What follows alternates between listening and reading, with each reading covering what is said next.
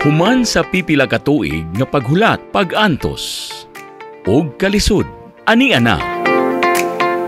Adtong tuig 2021 gipasa ang Republic Act 11524 kon Coconut Farmers and Industry Trust Fund Act. Mga rehistradong mag-uuma sa lubi ug ilang pamilya lamang ang makabenepisyo sa maong programa. Ubos sa RA 11524, mahimong giya ug makahatag og insaktong direksyon ang Coconut Farmers and Industry Trust Fund Act. Ngadto na sa maayo ug epektibong pagpatuman sa balaod. Kini nga plano nagtuyok sa 8 ka tematiko nga rekomendasyon alang sa pag-uswag sa industriya. Ubos niini ipatuman ang mosunod nga mga programa nga makahaw-as kanila sa kakabus.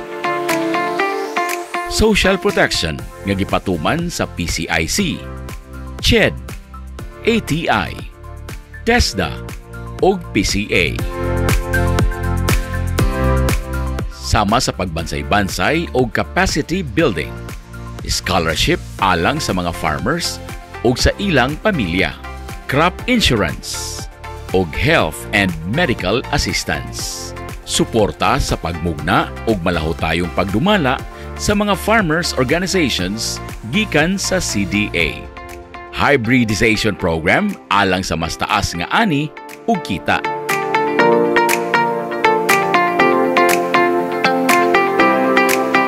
Community-based farm enterprise development nga ipatuman sa mosunod nga mga ahensya ubos sa Department of Agriculture sama sa High Value Crops Development Program, Bureau of Animal Industry ug National Dairy Authority.